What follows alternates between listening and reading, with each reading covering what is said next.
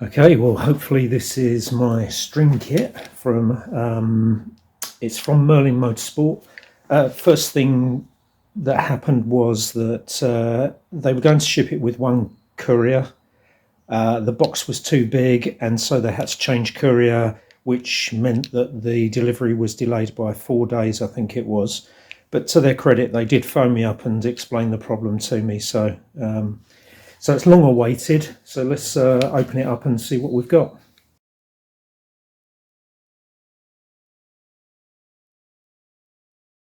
First thing is it's quite heavy.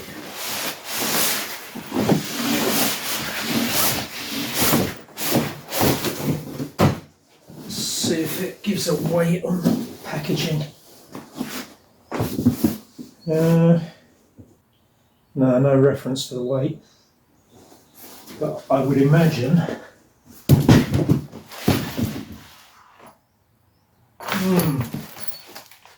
15 to 20 kilos, I reckon.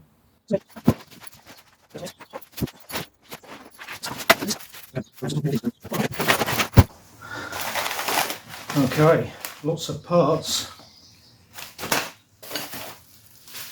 Yep, lots of just fittings with clamp bolts on them, and owner user manual.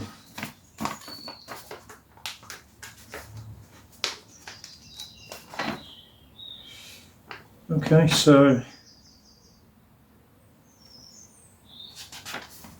yeah, it's one of these ones with multiple languages. There's not there aren't many words actually, but I guess it shouldn't be difficult to construct it. It's got a diagram there showing how it should be put together. I don't know if the front and the back are identical. I guess they are, because there isn't a separate diagram for each end. So, yep. Okay, sticker. If you fancy a sticker on your car, that's in these.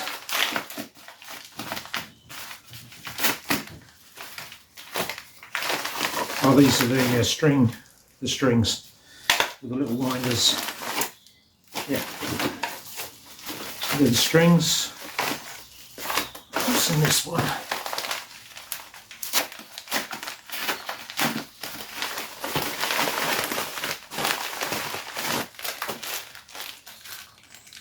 Nuts and bolts and plastic caps, some washers and some little O-rings. Okay. All right, I'll try and put the thing together.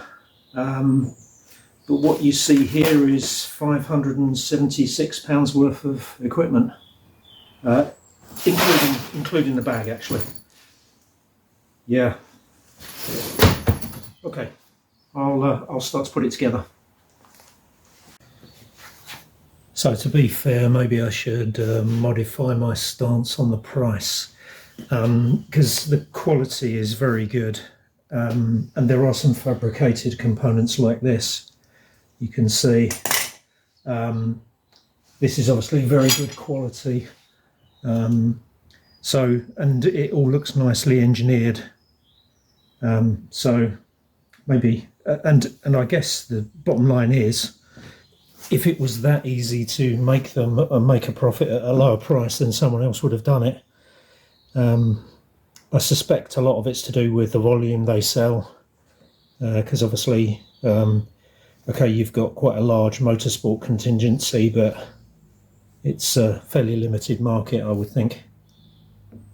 Right, I've done the sort of assembled the first bar of the whole kit. So the first thing is that you see the little rubber washers go between this and here. I take it it's to stop it shaking loose. Let me show you. So the rubber washer goes over that piece, and then on the other side you just have a small screw. The other thing is that there is one hole or pair of holes is bigger on one side than the other to accommodate the shaft size of these sort of sleeved nut things. So that's that. To get this on, I sprayed a very, very tiny amount of silicone spray onto the bar so that I didn't tear this thing apart as I slid it down the bar, but then I've wiped it all off, so it's clean again. The other thing worth noting is that these brackets here are handed. So this is the left-hand side one. So the whole assembly, would go like this, and this would be on the left-hand side of the car, or left-hand side as you look at it. And you can see that this turn screw here sticks out to the left. And if you look at this one, you can see the turn screw sticks out to the right. So that's worth noting that they are handed. Now, I believe that you've got more bars than you actually need. So I think the idea is on the diagram for each of these bars in the position, it gives 3 options, which are the 3 different lengths of bar. And I think it all just depends on the geometry or the dimensions of your car. So I'm going to try like this with the longest bar through, forming the vertical, and then I'll play with the other ones to see how long I need the ones that actually come out from the back and the front of the car. A quick update. So I've got the basics together on the front. This obviously needs to be the same height as the center of the wheel, which I've only roughly set it up. But the thing that's become apparent is that I don't need these vertical bars to be so long. That's the first thing. And the second thing is the horizontal bars could probably be shorter. So this front one is now set up as it should be, although the actual bar, where this bar here, where the strings will go, it could do with coming up 1/2 centimetre. But for the purposes of this trial fitting, I think it's good enough. Now, the things it has revealed is that although these bars, especially the vertical ones, look way too long, okay, and I could probably get away with the shorter ones, but to free up the shorter ones, which are these ones that run across here, I would have to use the very short bars for this bit. And if you look there, they only just fit, and I'm a bit concerned that's a bit too tight. I can see how the situation might arise where I've done something wrong and I need to adjust it, and then I haven't got enough adjustment in the bars. So I reckon this is how I'll be using it. Now, the other thing I did was I said that I couldn't get a consistent fixing this end, just here, and that was with this hook thing. So I flipped it over and the hook was hooking underneath here. But if I just use the flat edge, so here's a spare bracket, so I'm using the flat edge in there, I can get a consistent fixing, and that works fine. So this is it. Setting it up at the track, what I'm going to do is I'm going to obviously mark up all the brackets and everything with front left and front right, etc.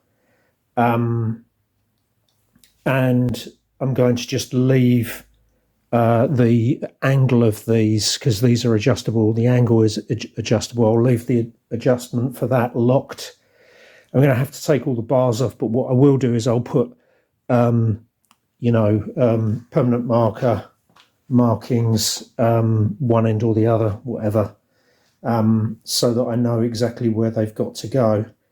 I'll still have to probably fiddle a bit with it, but I'm just thinking that, if I do a test session and I go around the track and then I come in and I want to put the bars on, these bars, I don't want to spend an hour. And I mean, I've spent, I think, messing around with this so far, I've spent about 3 hours. And I know I'm new to this bit, and it will be quicker in the future, but I can't even spend an hour between doing a test run, coming in and setting it up. Admittedly, I can probably lift all this off and perhaps put it carefully in one place in the garage and then put it back on the car. But, you know, I need to be able to do this as quickly as possible. I don't want to have to spend ages doing it because, you know, especially on a test day, we've got 40-minute slots.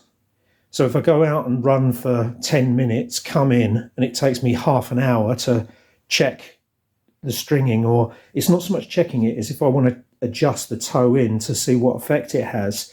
If that's going to take me half an hour, then that's that session completely gone. And so then I'm on to the next session. You can see I'm not going to get that much time. I'll probably more likely do experimenting during track days where we've got open pit lane and I can come in and out of the pits as I please. So that's probably a better use. And I'm going to Brands Hatch next week. I would like to take all this with me to Brands Hatch. So yeah, it's good to try this all out. In terms of the quality and the ease of use and everything, it's probably as easy to use as you'd think it would be. And that's not terrifically easy, but it's not, you know, horrendous. And obviously assembling it, I've done things like, you know, I've had to put in all the plastic caps in the end of the, I'm sure you can see there's plastic caps on the end of the bars, and I've had to put the fittings on the other end and all that sort of thing. So I won't have to do that again. I won't have to position the foam pads, you know, which are there to protect things like the paintwork. I won't have to, you know, position those again. They'll all be in the correct position. So yeah, should be easier. Here's the setup at the back. So I was able to use the shorter bar for the horizontal. Now I've used the longest bar for the vertical, but actually if you look, I could easily get away with a shorter bar for the vertical, so I think I'm going to swap those over. I've set the whole thing up. I may leave this as it is for the moment because I do want to string the car, and it's set up correctly. The way I determined the height of this is that from the floor to the centre of the wheel is just about 29 centimetres. So I've set these so that from the floor to the top edge of this is 29 centimetres. So I'll bring the string round and then obviously come off the top edge and go down the length of the car. And basically I've set the height the same the other end. So this video is going to be extremely long as it is. So I think what I'm going to do is I'll close this video off at that point, just, you know, showing how I set these things up. And then I'll do another one on the stringing, because the stringing is going to be a whole new adventure in itself. I haven't got any particular points to tell you about the BG string kit. I may have been a bit unfair earlier when I said it's expensive, because it is, I have to say, it is well engineered. You certainly can't complain about the quality. It's a really good quality piece of equipment. I think the trick for me is going to be packing it away in the carry bag without upsetting all the settings, and making sure that I put all the appropriate marks on the bars and the brackets with a Sharpie, and so that I know where everything goes roughly. I mean, ultimately at the track I'll still have to set it up with a tape measure, and also the other thing I used obviously was our old friend, as my uncle will call it, a bubble, a spirit level. So I used the spirit level to set up quite a lot of it, and then a tape measure as well. I think if you go around it fairly systematically, you can get this set up and get this done. I may be proven completely wrong when I come to string it, and I go back to the caveat. I'm not an expert. I'm just telling you what I've done and the experience I've had with what I've done.